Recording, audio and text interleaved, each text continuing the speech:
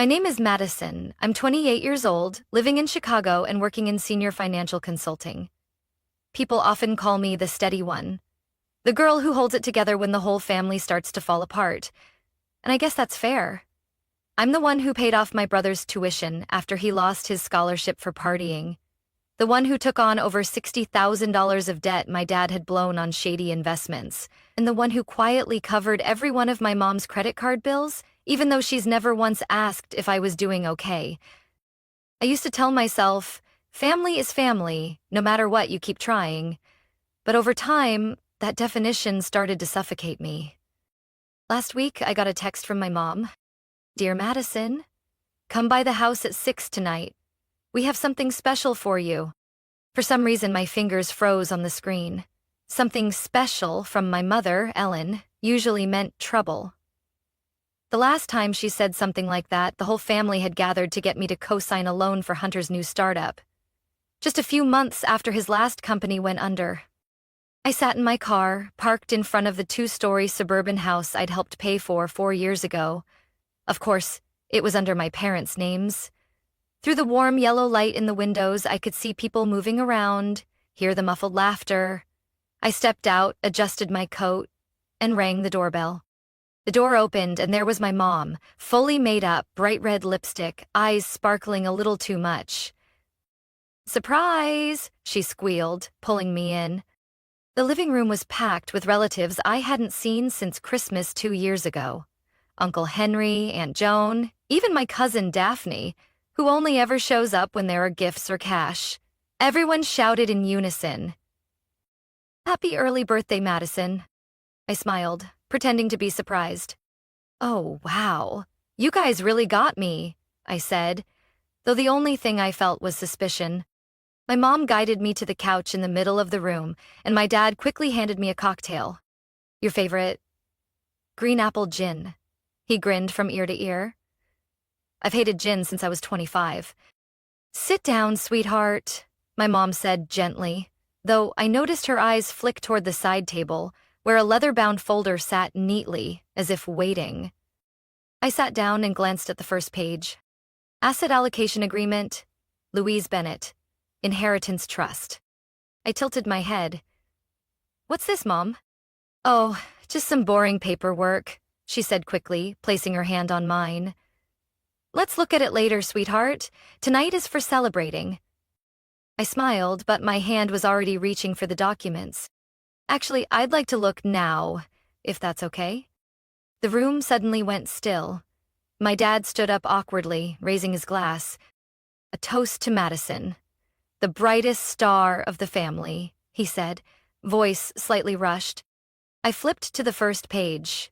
My eyes stopped at one sentence. "I, Madison Claire Bennett, hereby relinquish all rights to the Louise Bennett Inheritance Trust." I looked up at my mother. "Mom, what is this?" She forced a smile. "Just a formality, honey. It's for tax purposes." "Tax purposes? Or transferring everything to the family without telling me?" I asked, voice calm but eyes locked on hers. "Madison," Hunter cut in, "please, just sign it. Everyone's already agreed." I laughed, but it wasn't a happy laugh. "So this is the real reason for the surprise birthday party?" My mom clenched her hands. The smile disappeared. "Don't make a scene. Everyone's here." I closed the folder and placed it on my lap. "Then let everyone hear it. They deserve the truth." I looked around the room, familiar faces that suddenly felt so foreign, and I knew this night would be the beginning of something entirely different. I was still sitting there, in the living room I used to know so well but now felt like a stranger's home. The air was so thick, I could hear my heartbeat in my chest. The folder was still in my lap, the leather cover slightly bending where my fingers dug into it. No one said a word. Every pair of eyes had one thing in common: avoidance. Hunter stared at the floor, fingers interlaced tightly. Daphne was tapping away on her phone like any notification was more important than this. My mother, Ellen, still wore that forced smile, but I could see the unease behind her eyes. I turned to my dad. Even he looked uneasy. Dad, Mom, why would you do this? If this was really about Grandma's estate, why not just talk to me honestly? My mother cleared her throat, then walked closer, voice syrupy but sharp. Sweetheart, I know you always worry too much, but this isn't a big deal. I just thought, if the inheritance were under our management, it'd be more convenient. You don't really need more money, do you? You already have everything. I let out a dry laugh. Convenient for who, Mom? Why trap me like this at a party you called a surprise? I thought I was family, not a financial asset. A gravelly voice spoke from the corner. Lauren? That's enough. It was my uncle, Ray. You're making everyone uncomfortable. Really? I turned to him. Then I guess I should apologize for not signing away the last legal tie I have to my grandmother. Reagan, my best friend, stepped up beside me. I hadn't noticed she was there, but now she was, eyes steady, ready if I needed her. Lauren, my mom snapped, the smile gone now. Don't turn this into a drama. I stood up, lifting the folder with 2 fingers like it might stain. The thing is, Mom, you wrote the script, and I, unfortunately, refused to play the part. I walked to the dining table, gently placed the folder down, then looked up at every face in that room. Grandma Louise left everything to me because she knew. And tonight you all proved she was absolutely right. Silence. I turned to Reagan. Can we go? She nodded, but before I reached the door, my mother called out, If you don't sign, there will be consequences, Lauren. I turned back and looked her straight in the eye. I've lived with consequences my whole life, Mom. Now I choose clarity. And I walked out of that house. Not with tears or anger, but with awareness. Reagan's car glided quietly down the street lined with golden lights. I leaned back, my heart still rattled from everything that had just happened. You okay? She asked softly. Not yet, but I will be, I answered, staring out the window. Reagan was silent for a while, then murmured, Your grandma must have seen this coming. I nodded. Yeah, I think. She left something more behind. Not just money. Maybe a video. A letter. A way to expose them.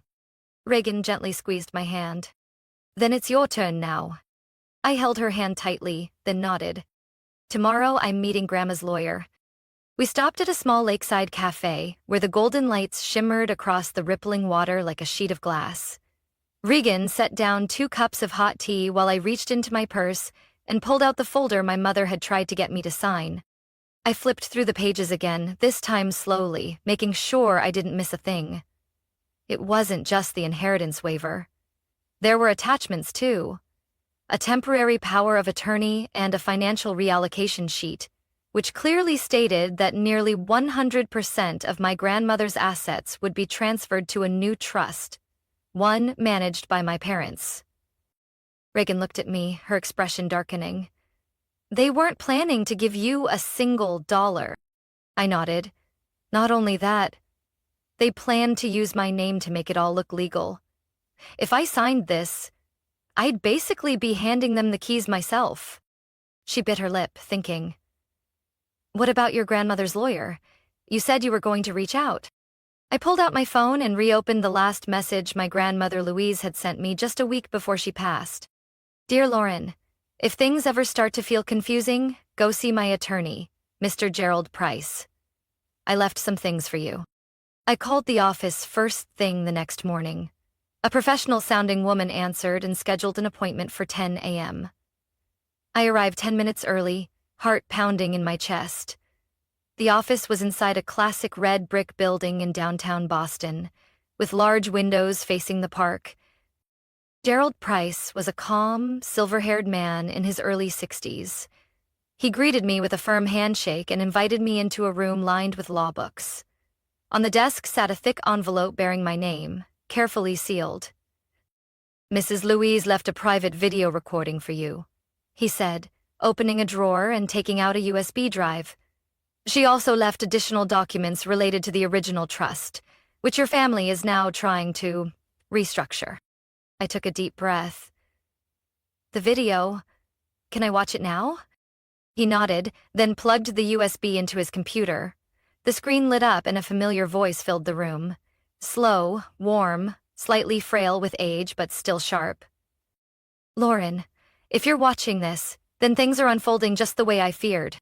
I sat upright, eyes locked on the screen. You've always been kind. The only grandchild who never asked for anything. That's why I want to protect you.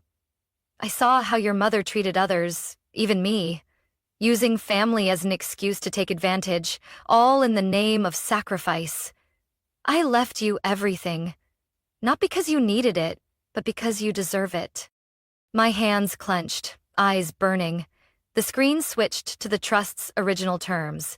It clearly stated, if there was any attempt to force the heir to forfeit their rights, all assets would be automatically redirected to the charitable organizations she had named. Your family is unaware of this clause, Mr. Price said, but if you give the word, I can activate it today. I looked at him. And this video? Can I have a copy? Of course. He handed me a fresh USB. And there's one more recording. It's meant for the family. I took the device, heart pounding with mixed emotions, but then a plan began to take shape. I think it's time the whole family watched the video together. Reagan met me in the parking lot. I told her everything on the ride back. When I mentioned the video, her eyes lit up. You're going to show them? I nodded. Tonight, I'm hosting a small get-together right at that house. So your surprise party becomes their surprise twist. I smiled. And this time, I'm the one writing the script. Once everyone was there, I'd play the video in front of them all, and if anyone still tried anything shady, that clause transferring 100% to charity was still waiting. They had no idea, but I knew better than ever, that they were the ones being tested. That evening, I sent out a short round of texts. Mom, I've thought it over. Tomorrow, I'm inviting everyone to my apartment at 5 p.m. I'd like to resolve everything peacefully. The reply came almost instantly. Sweetheart, I knew you'd come around. I'm so glad. We'll all be there. I didn't even need to read it carefully. I knew my mother, Ellen Langston, never turned down a gathering where she thought she might win. Reagan helped me rearrange the living room. I borrowed a mini projector from the office and mounted it on a shelf facing the sofa. The wall would be the screen, clean and unobstructed. I took one last look around the room, then placed the USB with Grandma Louise's message next to the computer. My heart was pounding, but not from fear. It was because I knew, after today, nothing would be the same again. At exactly 5 p.m., the doorbell rang. My mother was the first one through, wearing a soft beige dress, her hair carefully styled, and heels clicking like she was walking a runway. "Where's Madison?" she asked, the moment she crossed the threshold. Calling me by the middle name only she still used when she wanted to remind me, I gave birth to you. I'm the one who invited everyone, I said as I stepped out calmly. Please, come in. My dad came in next, followed by Uncle Ray, Aunt Linda, and Hunter, who looked visibly nervous. I offered them seats, then walked over to the projector. I'd like to share something, I said, voice low but clear enough to hush the room. I plugged in the USB. The screen lit up and there she was, Grandma Louise. Her silver hair was pulled back neatly, her sharp eyes focused, and her voice just as soothing as those summer afternoons when I'd listened to her tell stories as a child. If you're watching this, it means Lauren refused to sign anything you brought her. I heard a small shift from where my mother sat, but she said nothing. I've established a trust that cannot be changed. Everything I left belongs to Lauren, the only grandchild who never demanded, never manipulated, and never disappointed me. Hunter looked down. My mother shifted in her seat. My dad stared at the screen in disbelief. This trust has 3 clear conditions. 1, it's to be used only for personal living expenses, housing, healthcare, education. 2, it may be invested in independent ventures with no family ties. 3, it can be donated to verified charities. I glanced at my mother. She was staring at me, not with anger, but panic. If any family member tries to coerce Lauren to give up her inheritance or sues to claim it, 50% of the funds will be immediately transferred to the four named nonprofits. The silence. I shut off the projector. I know that yesterday you planned for me to sign away everything, but I also know that wasn't Grandma's wish, and I'm no longer the naive child you could push around. My mother shot up, voice trembling. You're blowing this out of proportion. Everything I did was for you. Really? I asked quietly. For me? Or because you were afraid that if I held the inheritance, you'd no longer have access to solve your own problems with my money? My father slammed his hand on the table. Enough! Lauren, this is family. We share everything. I looked him straight in the eyes. I've shared enough. This time, I'm keeping what's mine. I pulled a copy of the trust conditions from the envelope and placed it in the center of the table. Grandma saw all of this coming, and if anyone in this family still plans to break that trust, just know, every action has a consequence. My mother clutched her purse, her eyes darting, lost. You'll regret this. One day you'll need us. I nodded slowly. Maybe. But today, I need something else. Respect. And I'm not trading that for any amount of money. Then I opened the door. This meeting is over. My apartment was quiet again, but this time it didn't feel lonely. It felt peaceful. I looked at the USB on the table. It didn't just hold a will. It held my grandmother's trust in me, that I could make my own choices, and that I was worthy of doing so. And if they still tried to flip the board again, they'd learn I already had my next move ready. The next morning, I sat alone in my small kitchen, next to a cold cup of coffee. Grandma Louise's USB was still in my coat pocket, but in my hand was a thick folder, personally given to me by Attorney Gerald after our first meeting. Your grandmother was meticulous, he had said, handing me the clearly labeled documents year by year. She kept records of every financial transaction involving your family, from credit cards opened in your name back in college to disguised money transfers labeled as medical expenses. I had no idea how long I sat there, flipping through each page. Bank statements, printed transcripts of audio recordings. But by the time I folded the last paper, I knew one thing for sure. This time, I wasn't just defending myself. I was telling the truth. 2 days later, I called my father to meet just him. No mom, no Hunter. We met at a quiet cafe in Brookline, where he used to take me for pancakes when I was a little girl. But there was no family breakfast today. Just a reckoning. My father, Richard Langston, was 10 minutes late. He walked in with a sheepish smile. Sorry, traffic, but thanks for meeting me. I nodded, motioned for him to sit, then placed a thick envelope on the table. I didn't invite you to reconnect. I asked you here to be clear about a few things. He looked at the envelope, frowning. What is this? I slid it toward him. Documents. Loans you took out under my name, credit cards Mom opened but drained from my student account, and records of the times you both asked for money to help Hunter. That ended up in Mom's personal account in Florida. He chuckled nervously. You've got it all wrong, Lauren. It was all for the family. Everyone does this. I looked him dead in the eyes. For the family? Do you know that when I was 21, I worked 3 jobs to pay off that credit card debt, while you were in Atlantic City gambling it away? His face froze. I continued, voice calm. Do you remember when Mom called me crying, saying Hunter had been in a car accident and needed $8 grand for surgery? I pulled out a printed bank statement. 2 hours later, that money went to a car dealership in Miami, where she bought a good deal on a used Range Rover. Where did you hear that? He stammered. I slid over another paper. A recording of her conversation with the seller. Grandma kept it. She knew. She always knew. My father leaned back, wiping his face. For the first time, he wasn't the composed man I remembered. He looked like someone losing control of the game. "What do you want?" he asked, no longer pretending to be calm. I crossed my arms. Not money, not an apology. Just this. Stop. He squinted. "From now on, you and Mom don't touch a cent of my inheritance.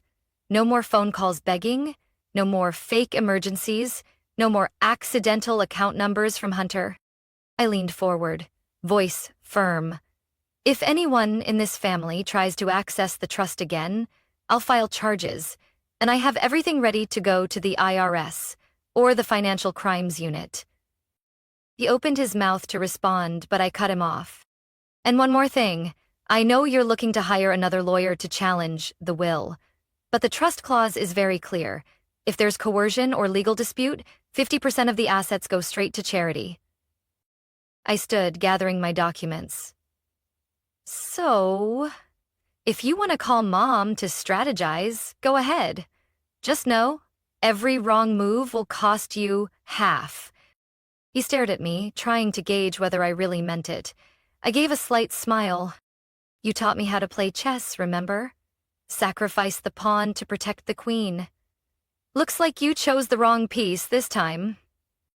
I walked out of that cafe without looking back, and for the first time in years, my steps felt weightless. This wasn't about money anymore. It was about reclaiming control over my own life, something they never thought I'd be brave enough to do. On Monday morning, I arrived at Attorney Gerald Price's office at 8:45 a.m. The family meeting was scheduled for 9, and I wanted to be the first one there, not out of politeness, but to double-check that everything was ready. The conference room was perfectly prepared. The projector had been tested, and the hardbound documents were neatly arranged on the table. On the screen was the paused opening frame of the final video Grandma Louise had recorded. Her stern face, eyes fierce behind her glasses. Gerald entered, carrying another thick folder. "Everything's in place, and as requested, all financial evidence has been printed and clearly marked." I nodded. "Good. No pleasantries when they get here." At exactly 9:00 a.m., the door opened. My mother, Ellen, walked in first, followed by my father, Richard, and Hunter. They dressed like it was a boardroom meeting. Mom in a slate gray blazer, Dad wearing his signature red tie. His power tie, as he called it. Hunter said nothing, hands stuffed in his pockets, avoiding my eyes. Gerald began. "Thank you all for arriving on time. We're here to watch the final video left by Mrs. Louise Olson, and to disclose the final terms of the estate and company shares." My mother scoffed lightly. "I hope this one isn't as theatrical as that surprise video at her house." I didn't reply. I just hit play. The screen lit up and Grandma's voice rang out, firm and clear. "If you're watching this, then things have gone exactly as I expected. Ellen, Richard, I know everything you've done, from unreported withdrawals to using company funds for personal expenses. Every transaction, every bank statement, every falsified report, documented." My mother's face went pale. My father glanced nervously at Gerald, as if hoping he'd turn the video off. "I've transferred full ownership of Langston and Hartley, the company I co-founded with my husband, to Lauren. She's the only one in this family who hasn't used our name for income, hasn't lied, and hasn't cloaked greed in family loyalty." Hunter looked up, stunned. My mother jumped to her feet. "Absolutely not. That company is my father's legacy. And now it belongs to the only one who still honors that legacy," I said, rising. "I am the legal heir, and here is the ownership transfer, notarized and filed." I placed the signed agreement and registration documents from Gerald in front of them. "This is illegal," my father yelled, slamming the table. "I'm still the acting CEO. I have rights." "You have rights, until you're forced to resign," I interrupted. "And that's already underway. Here's your resignation letter. If you refuse to sign, all financial records, including misused company funds, will go to the SEC for investigation." I slid another file across. Inside are records of payments made to Riverfront Casino under a false name, and invoices from the luxury hotel Mom used for her weekend conferences. No one said a word. Gerald added, "Furthermore, if anyone attempts to interfere with this transfer or threaten the heir, the trust's asset protection clause will activate, transferring half the inheritance value to financial abuse recovery organizations." I looked at my mother. "You used to say I was too sensitive, but you were wrong. I was just too patient." My father's hand shook as he reached for the resignation letter. "If I sign this, will you stay quiet?" "I don't want to hurt the family's name," I said, "but if you keep trying to manipulate me, I won't hesitate to bring the truth to light." Richard looked at my mother. She said nothing. Her face was ghost white, lips tightly pressed. Finally, he signed. I gathered the papers, looked at them one last time. From this point on, all shared family assets will be independently audited. All secondary credit cards are canceled. The company apartment is reclaimed. Discretionary funds are frozen. Hunter muttered, "Lauren, this has gone too far." I turned to him. "No, Hunter, this should have ended long ago. Today, it's just being rewritten. With the truth." The conference room door closed softly behind me. No slam, no drama. But I knew, to them, that sound echoed louder than any final word. And I didn't look back. I didn't need to. 2 weeks after that fateful meeting, I officially took over as the new CEO of Langston and Hartley, the company my grandmother Louise had helped build from the ground up with my great-grandfather when it was just a small law office in Cambridge. Today, it's one of the most respected investment advisory firms in New England. And I, the granddaughter once dismissed as just the accountant, was now sitting in the top-floor office where my father's nameplate had hung for over 20 years. I didn't change much about the office's appearance. I only replaced my father's old portrait on the wall with one of my grandmother's paintings. A forest path lit by the last light of day. I think she would have liked that. But I didn't just take over the company. I did something else. Something I believe was my grandmother's unspoken wish. I founded the Louise Olson Foundation, a nonprofit dedicated to providing financial education for young people and counseling for those manipulated financially by their own families. Most of the foundation's budget came from 20% of the company's profits, something I wrote into a board resolution, which passed, though not without surprise. But I knew that once they understood the purpose, they'd come to appreciate it. That afternoon, I received a text from an unknown number. "Lauren, it's Mom. Your father just got out of the hospital. We need to talk." I took a few minutes before replying. Friday, 3 p.m. My office. They arrived on time. My mother looked as polished as ever, though she seemed tired. My father looked noticeably older, his face gaunt after a recent hospitalization for mild heart failure. The arrogance was gone, replaced, maybe, with fatigue from too many failed schemes. "Lauren," my mother began, "we're not here to ask for money. We just want to hear from you." Clearly. I sat across from them. 2 small envelopes rested on the table. "I'm not trying to shut you out forever, but I can't be the family's financial fallback anymore." I slid the envelopes toward them. Inside were lists. Independent financial counseling centers, and a treatment program for gambling and compulsive spending. "I'm willing to pay for these if you're truly ready for a fresh start, but I won't write another check to patch over bad decisions." My mother hesitated. "Do you think we're horrible people?" I shook my head gently. "I think you're people who never learned how to set boundaries, and worse, you never let me learn to set mine." My father spoke softly. "I made mistakes. Not once, many times.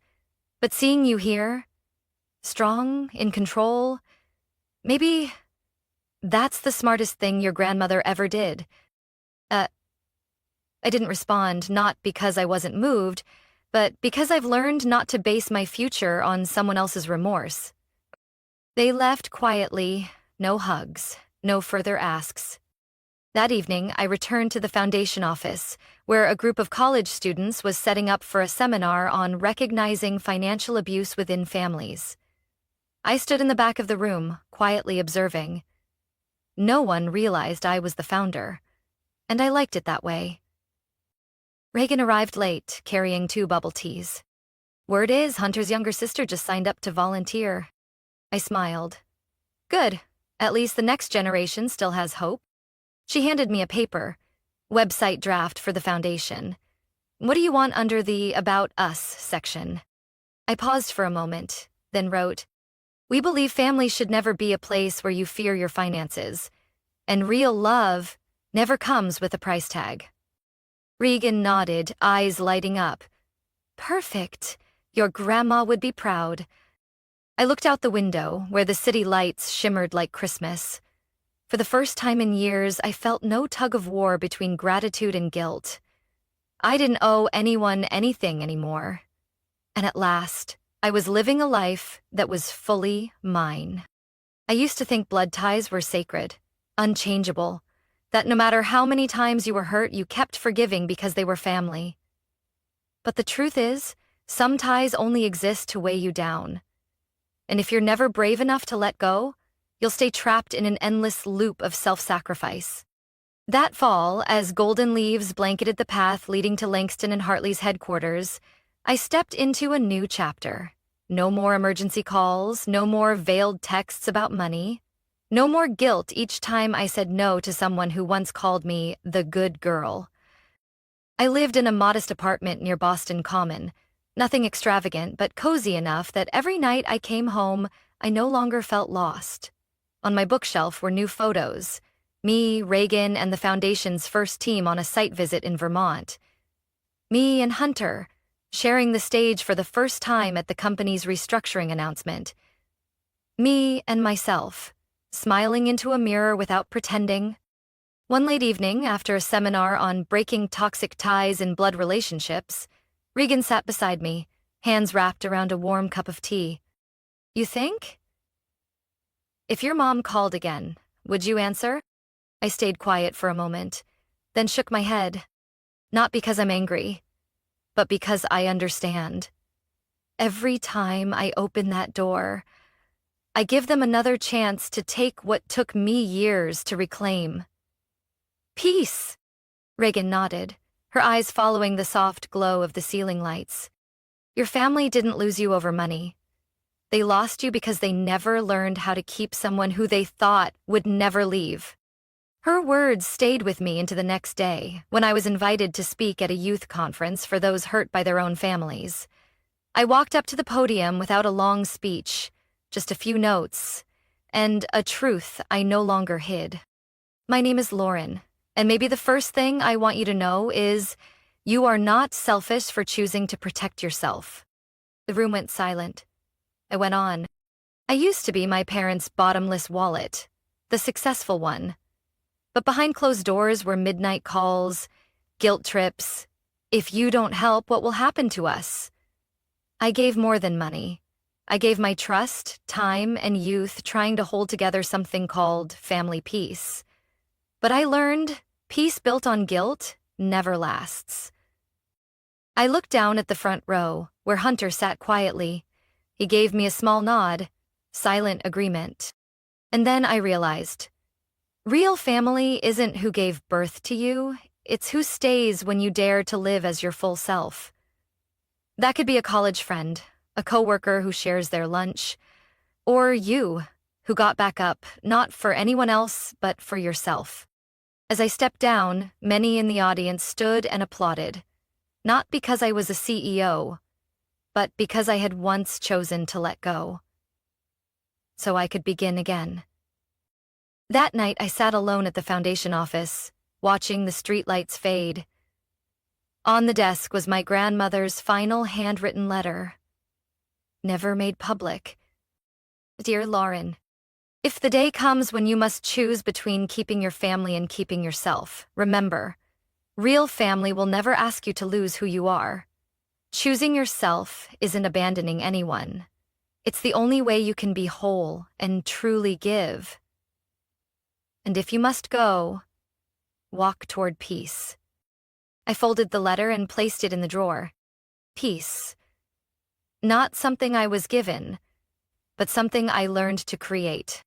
and for the first time in my life, I knew this for certain. I don't need anyone's permission to be happy.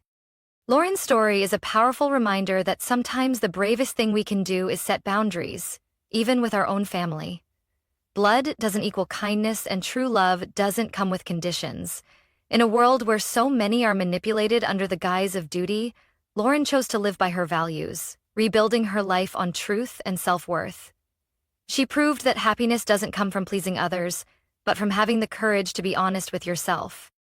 What do you think about Lauren's choice? Would you have done the same in her shoes? Share your thoughts in the comments, and don't forget to follow the channel for more heartfelt family stories.